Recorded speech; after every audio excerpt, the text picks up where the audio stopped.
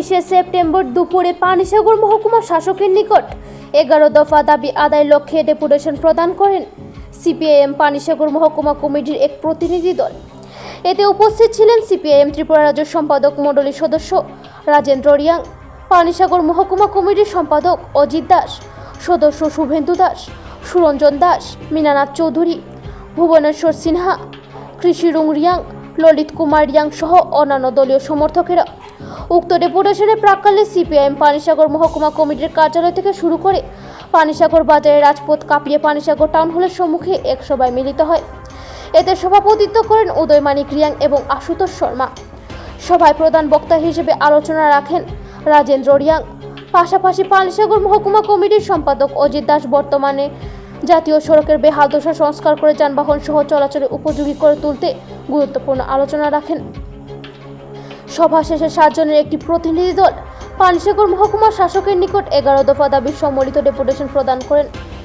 মূলত রাজ্য জুড়ে বন্যায় ক্ষতিগ্রস্ত পরিবারদের সহায়তা প্রদান সহ সাধারণ জনগণের 11 দফা মৌলিক দাবি আদায়ের লক্ষ্যে ডেপুটেশন প্রদান করা হয়। পানিসাগর মহকুমা শাসক ছুটিতে থাকাতে ডেপুটি কালেক্টর তথা ভারপ্রাপ্ত মহকুমা শাসক অনিরুদ্ধ দাস।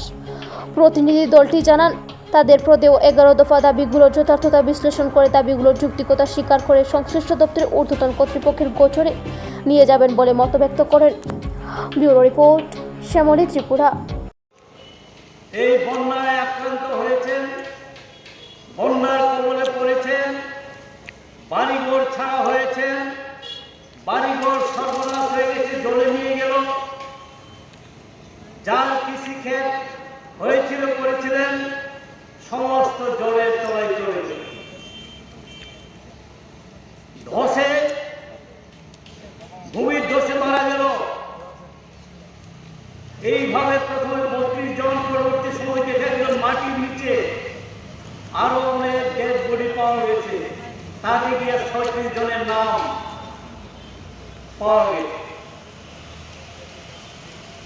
ক্ষতির পরিমাণ প্রাথমিকভাবে দেখা গেল 14 থেকে 15,000 কোটি ক্ষতি হয়েছে, কিন্তু পরবর্তী সময়ে আরো দেখা গেল যে এর চাইতে অনেক বেশি হবে। তাতে কমপক্ষে সরকারের মন্ত্রী এই বিকাশ মানব এই 1.5 বছরে যদি আমার কাণ্ড করেন, পানিসাগরের যে কার্যকর্তারা আপনাদের আগামী ভবিষ্যৎ উজ্জ্বল করার জন্য আপনাদেরকে দিয়ে সিপিএম এর পার্টি অফিসে 2 বার আক্রমণ, আমার মতো সাধারণ কর্মীর বাড়ি 3 বার আক্রমণ, আমাদের অনেক নেতা কর্মীদের বাড়িতে আক্রমণ, জলবসার পার্টি অফিস, কেদাচড়ার পার্টি অফিস বুলডোজার দিয়ে ভাঙল, দামচড়ার পার্টি অফিস বুলডোজার দিয়ে ভাঙল, নোয়াগঞ্জের পার্টি অফিস বুলডোজার দিয়ে ভাঙল, জলবসা পার্টি অফিসের সমস্ত আসবাবপত্র তছনছ করে দেওয়া। যারা করলো বাইক বাহিনী, আমি সেই কার্যকর্তাদের বলছি, বন্ধু, 7 বছরে বিকাশ বাবুর যদি এই অবস্থার পরিবর্তন হয়, আপনার অবস্থার কোন পরিবর্তন হয়েছে আপনার বিবেককে আপনি প্রশ্ন করবেন না? বিবেককে প্রশ্ন করবেন না? আপনার বিবেককে কি আপনি বলবেন না গত জিআরইবির যে ওই রেজাল্ট আউট হলো চাকুরির, কয়টা ছেলে চাকরি পেল?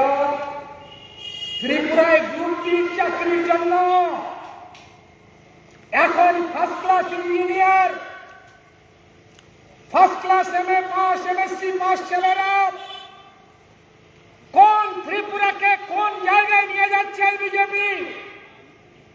বামফ্রন্ট আমলে নিডের ভিত্তিতে চাকরি হতো। আমি এখনো দায়িত্ব নিয়ে বলছি, আবার বামফ্রন্ট আসলে আবারও নিডের ভিত্তিতে চাকরি হবে, মেধার ভিত্তিতেও চাকরি হবে, পুলিশেরও চাকরি হবে, টিএসআরেরও চাকরি হবে, স্বাস্থ্য কর্মীদের চাকরি হবে, মাস্টার মশাইদের চাকরি হবে।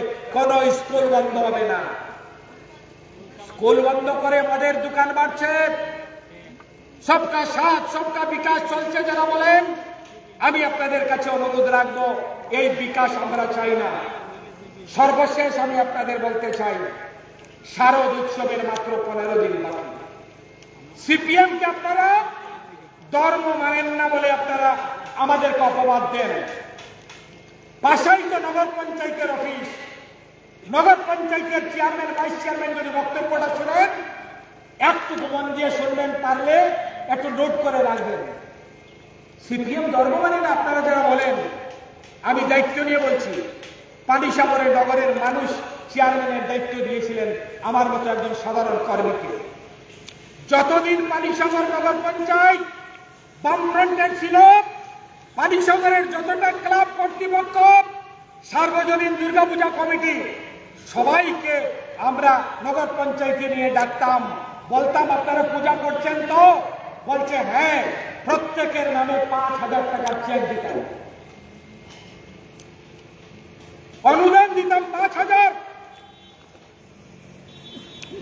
দুর্গাপূজায় প্রথম দ্বিতীয় তৃতীয় যারা হতেন, প্রথম যারা 7,000, দ্বিতীয় যারা 6,000, তৃতীয় যারা 5,000 টাকা আমরা অনুদান দিতাম।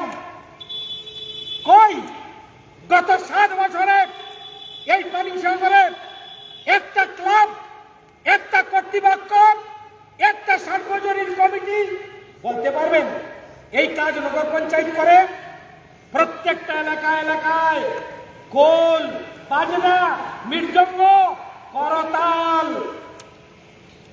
বিভিন্ন গানের স্কুলকে হারমোনিয়াম, তবলা, জঞ্জুরি এগুলো আমরা দিতাম। কে বললো? এটা কি মিথ্যা? গত 7 বছরে এমন কাজ আপনারা করেছেন বলতে পারবেন? পূজার আগে এই নগরে এক নাগারে 65 দিন টুয়েপের কাজ হয়েছিল। 8.5 থেকে 9,000 টাকা গ্রামের এই শহরের শ্রমিকরা পেমেন্ট পেয়েছিলেন। বাজার গরম হয়ে আসছিল। আজকে বাজারের অবস্থাটা কি? কোন কাপড়ের ব্যবসায়ী আমার বক্তব্য শুনছেন? আপনার বাজারের চেহারাটা কি? নাই, ক্রেতা নাই। জুতার দোকানে ক্রেতা নাই। কেন বাজারের এই অবস্থা? ভয়ঙ্কর আর্থিক মন্দার দিকে চলছে, অস্বাভাবিক আরে জিনিসপত্রের মূল্য বৃদ্ধি হচ্ছে। এই অবস্থা থেকে রেহাই পেতে গেলে লড়াই ছাড়া বিকল্প কোনো রাস্তা নাই। এই লড়াই করে এদেরকে হুঁশ ফেরাতে হবে। এই আবেদন, এই অনুরোধ, এই আহ্বান এই তীব্র গরম তাবদাহের মধ্যে দাঁড়িয়ে আমাদের যে সবাই যারা সমবেত হয়েছেন